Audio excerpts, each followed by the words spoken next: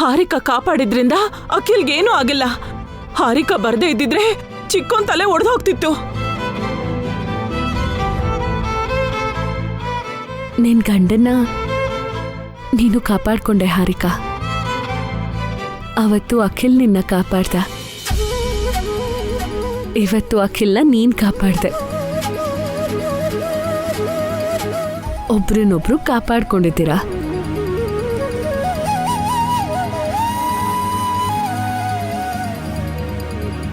ಅಷ್ಟಕ್ಕೂ ಈ ಫ್ಯಾನ್ ಹೇಗೆ ಕೆಳಗ್ ಬಿತ್ತು? ಇದು ನನ್ ರಾಜನ್ ಕೆಲ್ಸ ಆಗಿರ್ಬೋದಾ? ಆದ್ರೂ ರಾಜನ್ ಸೇಡಿರೋದು ಅಭಿವಸು ಮೇಲೆ, ಅಖಿಲ್ ಮೇಲೆ ಅಲ್ವಲ್ಲ. ಬೋಲ್ಟ್ ಲೂಸ್ ಆಗಿರುತ್ತೆ ಅಕ್ಕ. ಚಿಕ್ಕಮ್ಮ, ಆ ಯುವರಾಜ್ಗೆ ಹೇಳಿ ಈ ಫ್ಯಾನ್ನ ಗಟ್ಟಿಯಾಗಿ ಕೂರ್ಸಕ್ ಹೇಳು. ಈ ಫ್ಯಾನ್ನ ನಿಮ್ ರೂಮಲ್ಲಿ ಲೂಸಾಗಿ ಕೂರ್ಸಕ್ ಹೇಳ್ತೀನಿ ಕಣೆ. ನೀನು ಅಭಿ ತಲೆ ಹೊಡ್ಕೊಂಡು ಸಾಯ್ತೀರಾ. ಚಿಕ್ಕಪ್ಪನ್ಗೇನೂ ಆಗಿಲ್ಲ. ಹೋಗಿ ನಿಮ್ ಹೋಮ್ವರ್ಕ್ ಮಾಡ್ಕೊಳ್ಳಿ.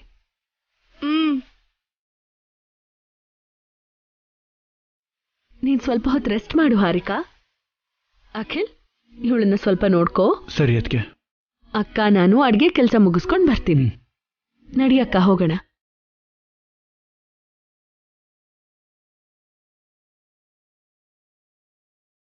ನೋಡ್ದ್ಯಾ ಹಾರಿಕಾ, ನಿನಗೆ ಗಾಯ ಆಗಿದ್ದಕ್ಕೆ ನಮ್ಮ ಅತ್ತಿಗೆ ನಿನ್ನ ಎಷ್ಟು ಚೆನ್ನಾಗಿ ನೋಡ್ಕೋತಿದ್ದಾರೆ.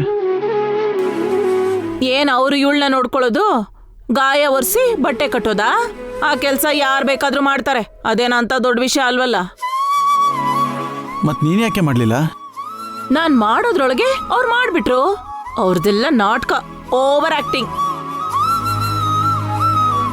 ಹಾರಿಕಾ ಹತ್ರ ಒಳ್ಳೆಯವರು ಅಂತ ಅನಿಸ್ಕೊಳಕ್ಕೆ ಆ ಓರ್ಗಿತ್ತಿರಿಬ್ರು ಒಟ್ಟಿಗೆ ಕಳ್ನಾಟಕ ಮಾಡ್ತಿದ್ದಾರೆ.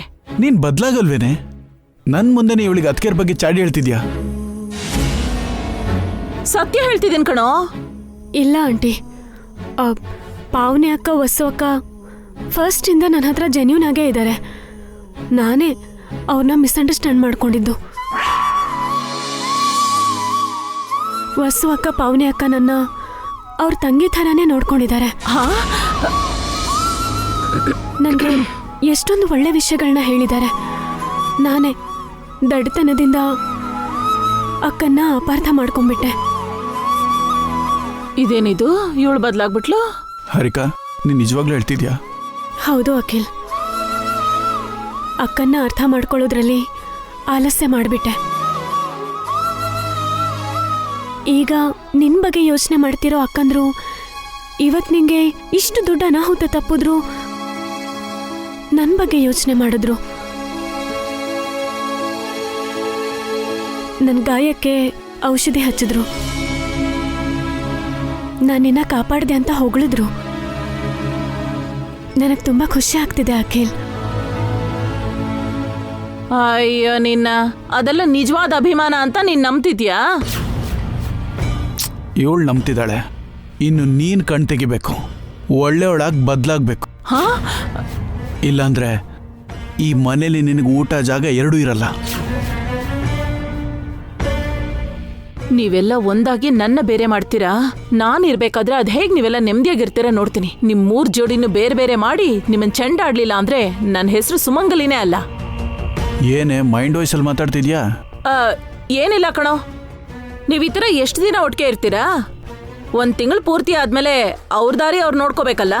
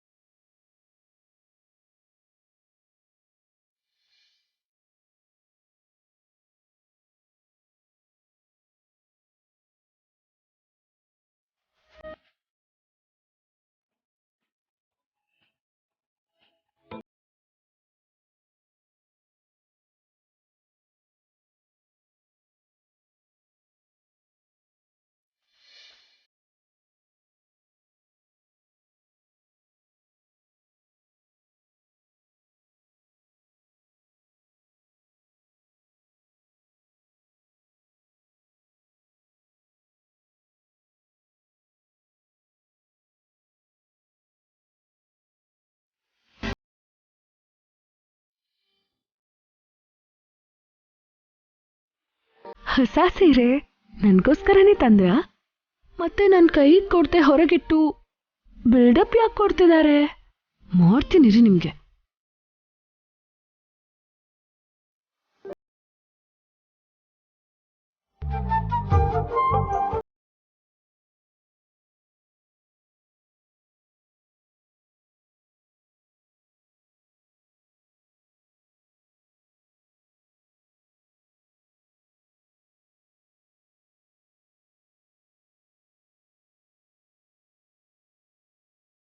ಸೂರ ಸ್ಯಾರಿ ನೋಡಿದ್ರೋ ಇಲ್ವೋ? ನೋಡಿದ್ರೆ ಸರ್ಪ್ರೈಸ್ ಫೀಲ್ ಆಗ್ತಾ ಇದ್ರು. ಖುಷಿಯಾಗಿ ನಂಗೆ ಥ್ಯಾಂಕ್ಸ್ ಕೂಡ ಹೇಳ್ತಾ ಇದ್ರು.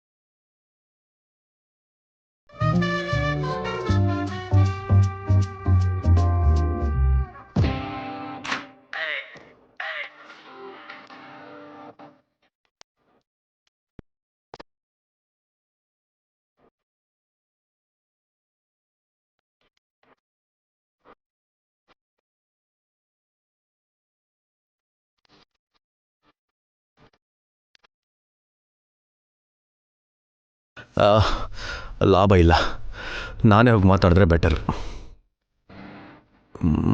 ಹೊಸೋರೆ, ಏನ್ರಿ? ನೀವು ಏನಾದರೂ ನೋಡಿದ್ರಾ? ಏನ್ ನೋಡ್ಬೇಕು? ಅದೇ ಆ ಬೆಡ್ ಮೇಲೆ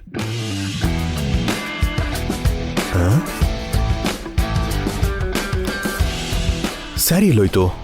ಏನಾಗಿರ್ಬೋದು? ಹೊಸೋರೆ, ಬೆಡ್ಶೀಟ್ ಕವರ್ ಬದಲಾಯಿಸ್ಬೇಕಾ? ಈಗ ತಾನೇ ಬದಲಾಯಿಸ್ತೆ. ಅಯ್ಯೋ ಹೊಸೋರೆ, ಅದಲ್ಲ ರೀ, ಬೆಡ್ಶೀಟ್ ಮೇಲೆ. ಬೆಡ್ಶೀಟ್ ಕಲರ್ ಚೆನ್ನಾಗಿಲ್ವಾ? ಅಯ್ಯೋ ಅದಲ್ಲ ರೀ. ಮತ್ತಿನ್ನೇನ್ರಿ? ಸ್ಯಾರಿ. ಸ್ಯಾರಿ ಏನ್ರಿ? ಅದು ಆಗ್ಲೇ ಬೆಡ್ ಮೇಲೆ ಒಂದು ಸ್ಯಾರಿ ಇಟ್ಟಿದೆ ಕಣ್ರಿ, ನೀವು ನೋಡಿಲ್ವಾ? ಅಯ್ಯೋ, ಅದು ಹೊಸ ಸ್ಯಾರಿನಾ? ಹೌದು ರೀ, ನಿಮ್ಗೋಸ್ಕರ ಸ್ಪೆಷಲ್ ಆಗಿ ತಂದಿದ್ದೆ ನಾನು. ಮತ್ತೆ ನನ್ನ ಕೈ ಕೊಡ್ಲೇ ಇಲ್ಲ. ನಿಮ್ಗೆ ಸರ್ಪ್ರೈಸ್ ಕೊಡೋಣ ಅಂತಿದ್ದೆ. ಸರ್ಪ್ರೈಸ್ ಅಲ್ಲ, ಶಾಕ್ ಆಗೋ ಥರ ಮಾಡಿದ್ರಿ. ಏನಾಯ್ತು ರೀ? ಅದ್ಯಾವ್ದೋ ಹಳೆ ಸೀರೆ ಅನ್ಕೊಂಡು ನನ್ನ ಹತ್ರ ಇರೋ ಹಳೆ ಸೀರೆಗಳ ಜೊತೆ ಸೇರಿಸಿ ಹಳೆ ಸಾಮಾನು ಅವ್ರಿಗೆ ಕೊಡೋಣ ಅಂತ ಮೂಟೆ ಕಟ್ಟಿ ಇಟ್ಟಿದ್ದೀನಿ. ಹೊಸ ಸೀರೆನ ಹಳೆ ಸೀರೆಲ್ ಸೇರಿಸಿದ್ರೆ ಹೆಂಗೆ ರೀ? ನನಗೇನ್ ಗೊತ್ತು? ಹೊಸ ಕವರಲ್ಲಿ ಹೊಸ ಸೀರೆನೇ ಇರುತ್ತಲ್ವೇನ್ರಿ? ನೀವು ಒಳ್ಳೆ. ಹೊಸ ಕವರಲ್ಲಿ ಹೊಸ ಸೀರೆನೇ ಇರ್ಬೇಕಾ? ಹಳೆ ಸೀರೆನೂ ಇರ್ಬೋದಲ್ವಾ? ನಿಮಗೋಸ್ಕರ ಕಷ್ಟಪಟ್ಟು 4-5 ಶಾಪ್ನ ಸುತ್ತಿ ಸೀರೆನ ತಗೊಂಬಂದಿದ್ದೀರಿ. ನೀವು ಆ ಕವರ್ನ ಓಪನ್ ಮಾಡಿದ್ರೆ ನೋಡ್ಬೇಕಾಗಿತ್ತು ರೀ. ಒಳ್ಳೆ ಸ್ಯಾರಿನ ತಗೊಂಡಾಗ ಮೂಟೆ ಕಟ್ಟಿದ್ದೀರಲ್ಲ. ಬೇಜಾರಾಗ್ಬೇಡ್ರಿ, ಸೀರೆನ ಮೂಟೆ ಕಟ್ಟಿಲ್ಲ.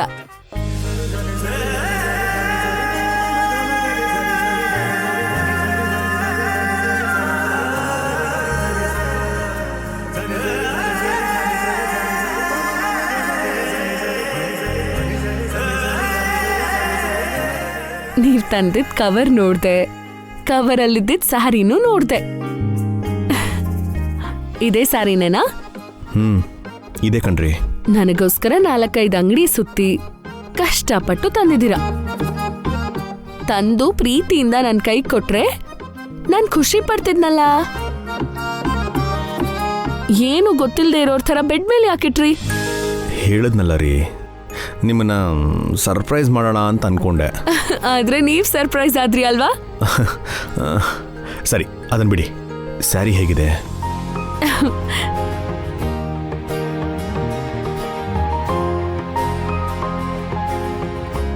ಈ ಸೀರೆ ತುಂಬಾ ಚೆನ್ನಾಗಿದೆ ರೀ.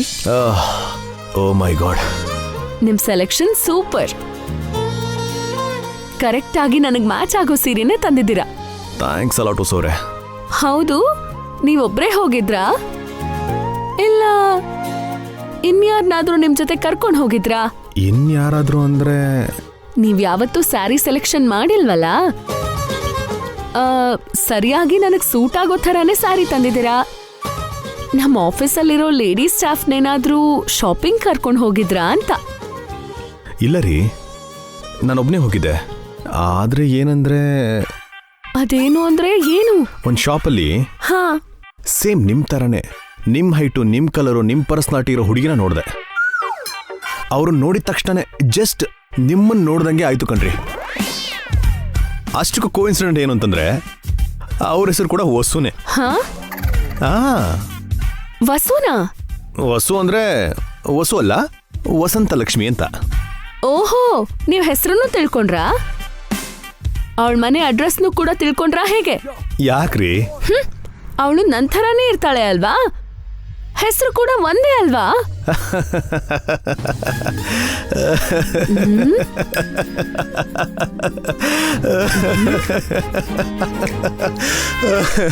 ಸುಳ್ಳು ಹೇಳಿದ್ರಿ ಅಲ್ವಾ? ನಿಮ್ಮನ್ನೇ ಸೆಲೆಕ್ಟ್ ಮಾಡ್ದೋ ನಾನು. ನಿಮ್ಗೊಂದು ಸ್ಯಾರಿ ಸೆಲೆಕ್ಟ್ ಮಾಡೋಕ್ಕಾಗಲ್ವಾ ನಂಗೆ? ನನ್ನೂ ನೀವೇನ್ ಸೆಲೆಕ್ಟ್ ಮಾಡ್ಲಿಲ್ಲ, ನಮ್ಮಮ್ಮ ನಿಮ್ಮ ಅಮ್ಮನೇ ಸೆಲೆಕ್ಟ್ ಮಾಡಿದ್ದು. ಆದ್ರೆ ಓಕೆ ಮಾಡಿದ್ದು ನಾನೇ ಅಲ್ವಾ? ನೀವೇನ್ ತಕ್ಷಣ ಓಕೆ ಹೇಳಿರ್ಲಿಲ್ಲ, ವೇಟ್ ಮಾಡಿಸಿದ್ರಿ. ಒಂದ್ಸಲ ಫ್ಲಾಶ್ ಬ್ಯಾಕ್ಗೆ ಹೋಗಿ. ನಿನಗೆ ಹೆಂಡತಿ ಅವಶ್ಯಕತೆ ಇಲ್ಲದೆ ಇರ್ಬೋದು, ಆದ್ರೆ ಮಕ್ಕಳಿಗೆ ತಾಯಿ ಅವಶ್ಯಕತೆ ಇದೆ. ಯೋಚನೆ ಮಾಡು ಅಭಿ. ನೀನ್ ಮತ್ತೆ ನಗ್ತಿರೋದ್ನ ನೋಡ್ಬೇಕು ಅನ್ಸ್ತಿದೆ ಅಭಿ. ಇವಾಗ ನಾನು ಸಂತೋಷವಾಗಿ ಇದ್ದೀನಲ್ಲ ಡ್ಯಾಡಿ. ಖುಷಿಯಾಗಿರೋದೇ ಬೇರೆ, ಖುಷಿಯಾಗಿದ್ದೀನಿ ಅಂತ ಅನ್ಕೊಳ್ಳೋದೇ ಬೇರೆ. ನಿನಗೆ ಅಂತ ಅವನ ಜೊತೆ ಇರಬೇಕು, ನಿನ್ನ ಮಕ್ಕಳಿಗೆ ತಾಯಿ ಬೇಕು. ನಿನ್ನ ಖುಷಿ ಪಡಿಸೋಂತ ಒಂದು ಹುಡುಗಿ ನಿನ್ನ ಪಕ್ಕದಲ್ಲಿರ್ಬೇಕು. ಹುಡುಗಿ ಫೋಟೋ ನೋಡಿದ್ಯಾ? ಇವಾಗೆ ಬೇಬಿ ತಗೊಂಬಂದ ಅಮ್ಮ. ಹಾಗಾದ್ರೆ ನೋಡು. ನೀವು ನೋಡಿದ್ರಲ್ಲ? ನಾವು ಹುಡುಗಿನ ಡೈರೆಕ್ಟ್ ನೋಡಿದೀವಿ ಕಣೋ. ನೀವು ನೋಡಿದ್ರೆ ನಾನು ನೋಡ್ದಾಗೆ. ನನ್ನ ಮೊದಲನೇ ಹೆಂಡತಿನ ನಾನಿನ್ನೂ ಮರ್ತಿಲ್ಲ ಅಮ್ಮ. ಅವಳಿನ್ನೂ ನನ್ನ ಮನಸ್ಸಲ್ಲೇ ಇದ್ದಾಳೆ. ಅವಳ ಸ್ಥಾನದಲ್ಲಿ ಇನ್ನೊಬ್ಬಳನ್ನ ಊಹಿಸ್ಕೊಳ್ಳೋದು ಕೂಡ ನನಗೆ ಕಷ್ಟ ಆಗ್ತಾ ಇದೆ. ನೀವಿಷ್ಟು ಒಳ್ಳೆಯವರು ಅಂತ ನನಗೆ ಗೊತ್ತಿರಲಿಲ್ಲ ರೀ. ನೀವ್ ನಗ್ತೀರಾ ಅಂತ ನನಗೂ ಗೊತ್ತಿರ್ಲಿಲ್ಲ. ಅಂದ್ರೆ ಏನು, ತುಂಬ ಸೀರಿಯಸ್ ಅಂತ ಅನ್ಕೊಂಡಿದ್ರ ನನ್ನ? ತುಂಬಾ. ಓ, ಇವಾಗ ಹೇಗಿದ್ದೀನಿ? ರೊಮ್ಯಾಂಟಿಕ್ ಆಗಿದ್ದೀರಾ. ಹೌದಾ? ನನ್ಗೋಸ್ಕರ ಕಷ್ಟಪಟ್ಟು ಸೀರೆ ತಂದ್ರಲ್ಲ. ಒಡವೆ, ಸೀರೆ, ಹೂ ತಗೊಂಡ್ ಬಂದ್ರೆ ರೊಮ್ಯಾಂಟಿಕ್ ಅಂತನಾ? ಹೆಂಡತಿ ಮೇಲೆ ಪ್ರೀತಿ ಇದೆ ಅಂತ. ತಗೊಂಬಂದಿಲ್ಲ ಅಂತಂದ್ರೆ ಪ್ರೀತಿ ಇಲ್ಲ ಅಂತನಾ? ಜವಾಬ್ದಾರಿ ಇಲ್ಲ ಅಂತ. ಓ ಹಾಗಾ? ಊಟ ರೆಡಿ ಆಗಿದೆ, ನಡೀರಿ ಹೋಗೋಣ. ಸರಿ ಹೊಸವ್ರೆ.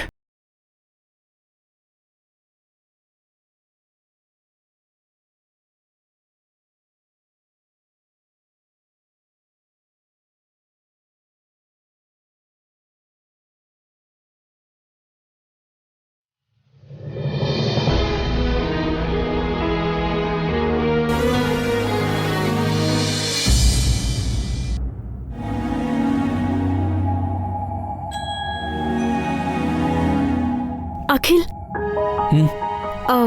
ಡಿನ್ನರ್ ತಗೊಂಡ್ ಬಂದಿದ್ದೀನಿ, ತಿನ್ನು. ಇದು ನೀನ್ ಮಾಡಿರೋ ಅಡ್ಗೆನಾ? ಅಲ್ಲ. ಓ, ನಿನ್ ಕೈಗೆ ಏಟಾಗಿದೆ ಅಲ್ವಾ? ನಮ್ಮ ಅತ್ತಿಗೆಯರು ಅಡ್ಗೆ ಮಾಡಿರ್ಬೇಕು. ಹೌದು, ಅಕ್ಕಂದ್ರೆ ಅಡ್ಗೆ ಮಾಡಿದ್ದು. ನಾನು ನಾಳೆಯಿಂದ ಅಡ್ಗೆ ಮಾಡ್ತೀನಿ. ಯಾವುದು, ನೆನ್ನೆ ಮಾಡಿತ್ತಾರನ? ನಿನ್ನ ಅಡುಗೆ ಏಟಿಗೆ ಭಯಪಟ್ಟು ನಿಮ್ಮಮ್ಮ ಓಡೋದ್ರು. ನಮ್ಮ ಅತ್ತೆಗೆ ಪಿಟ್ಸ್ ಬಂದು ಬಿದ್ದೋದ್ಲು. ಸದ್ಯ ನಾನಿನ್ನೂ ತಿನ್ನಿಲ್ಲ. ತಿಂದಿದ್ರೆ ನನಗೇನಾಗ್ತಿತ್ತೋ. ನಾನು ವಸು ಅಕ್ಕ ಹತ್ರ ಅಡ್ಗೆ ಕಲಿತಿದ್ದೀನಿ. ನಾಳೆಯಿಂದ ಚೆನ್ನಾಗಿ ಮಾಡ್ತೀನಿ.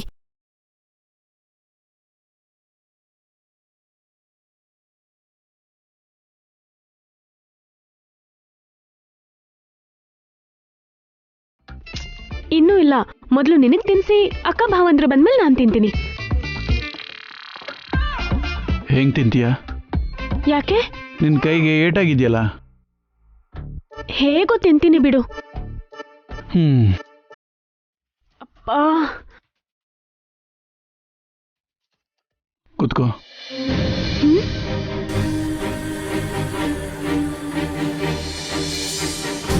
ಯಾಕೆ? ಕೂತ್ಕೋ ಅಂದ್ರೆ ಕೂತ್ಕೋ.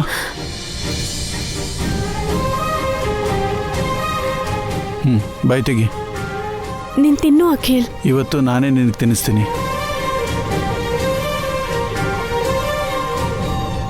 ಈ ಗಾಯ ವಾಸಿ ಹೋಗೋವರೆಗೂ ದಿನ ನಾನೇ ತಿನ್ನಿಸ್ತೀನಿ. ನನ್ನಿಂದಲೇ ಅಲ್ವಾ ನಿನ್ನ ಗಾಯ ಆಗಿದ್ದು. ತಿನ್ನು ಹಾರಿಕಾ.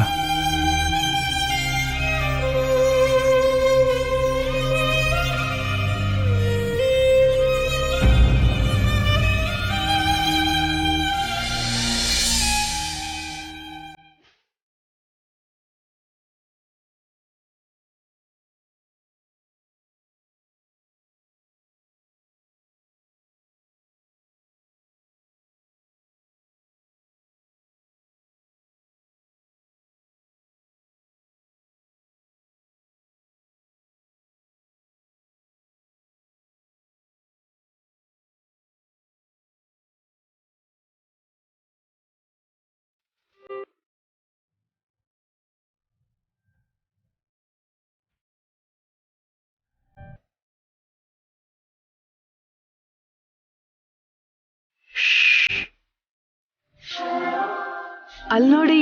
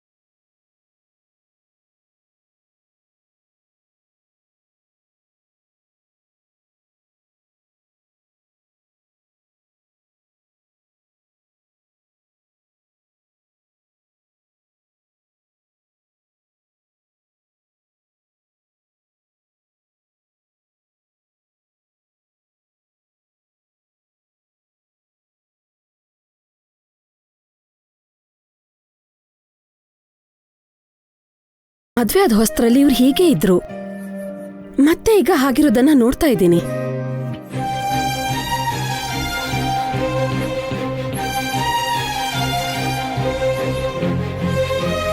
ಹಾರಿಕಾ ನಾನು ಅನ್ಕೊಂಡಿರೋಷ್ಟು ಇನ್ನು ಕೆಟ್ಟೋಳಲ್ಲ. ಅವ್ರ ಅಮ್ಮನಿಂದ ಹಾಗೆ ಆಡ್ತಿದ್ದಾಳೆ ಅಂತ ಅನ್ಸತ್ತೆ. ಅಖಿಲ್ ನಾನು ಅನ್ಕೊಂಡಿರೋಷ್ಟು ಕೋಪಿಷ್ಟ ಅಲ್ಲ. ಮದ್ವೆಗ್ ಮುಂಚೆ ನನ್ನ ಎಷ್ಟು ಪ್ರೀತಿ ಮಾಡ್ತಿದ್ನೋ ಈಗ್ಲೂ ಹಾಗೆ ಪ್ರೀತಿ ಮಾಡ್ತಿದ್ದಾನೆ.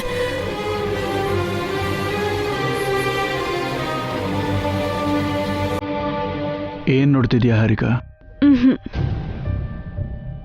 ನೀನೇನ್ ನೋಡ್ತಿದ್ಯಾ?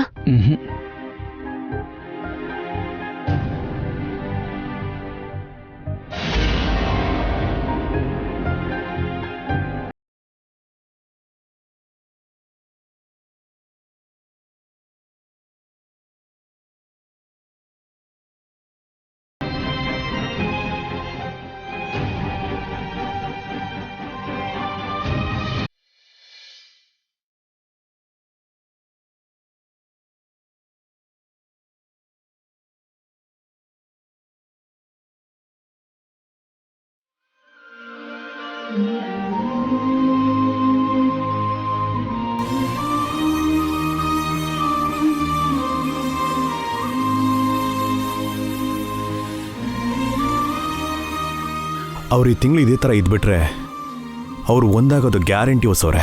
ಒಂದಾಗ್ತಾರೆ ಅನ್ನೋ ನಂಬಿಕೆ ನನಗೂ ಇದೆ ರೀ. ಅವ್ರು ಒಂದಾದ್ರೆ ವಿಚ್ಛೇದನ ಸಿಗಲ್ವಲ್ಲ? ಗಂಡ ಹೆಂಡತಿ ಒಟ್ಟಿಗೆ ಇರ್ತೀವಿ ಅಂದ್ರೆ ಯಾವ ಕೋರ್ಟ್ ಬೇರೆ ಮಾಡತ್ತೆ ಪಾವನಿ? ದೇವ್ರ ದಯೆಯಿಂದ ಹೀಗೆ ಆಗ್ಬೇಕು. ವಸುದೆಯಿಂದಾನೇ ಇದೆಲ್ಲ ಆಗಿದ್ದು. ನನ್ನಿಂದ ಏನು ಭಾವ, ಇದೆಲ್ಲ ದೇವ್ರ ದಯೆ. ದೇವ್ರ ದಯೆ ಜೊತೆಗೆ ನಿಮ್ ಪ್ರಯತ್ನ ಕೂಡ ಇದೆ ಹೊಸವ್ರೆ. ಅಖಿಲ್ ಹಾರಿಕಾನ ಒಂದು ಮಾಡಬೇಕು ಅನ್ನೋ ನಿಮ್ಮ ಸಂಕಲ್ಪದ ಬಲಾನೇ ಅವರು ಒಟ್ಟಾಗಿರೋ ಹಾಗೆ ಮಾಡಿದೆ. ನಿಜ ವಸು, ನಿನ್ ಪ್ರಯತ್ನ ಹಠದಿಂದಲೇ ಅಖಿಲ್ ಹಾರಿಕಾ ಒಟ್ಟಿಗೆ ಇರಕ್ಕೆ ಕಾರಣ. ಈ 1 ತಿಂಗಳಾದ್ಮೇಲೆ ಅಖಿಲ್ ಹಾರಿಕಾ ಇಬ್ರು ನಿನಗೆ ಥ್ಯಾಂಕ್ಸ್ ಹೇಳ್ತಾರಮ್ಮ. ನಾವು 3 ಜೋಡಿಗಳು ಒಟ್ಟಿಗೆ ಸಂತೋಷವಾಗಿರ್ತೀವಿ.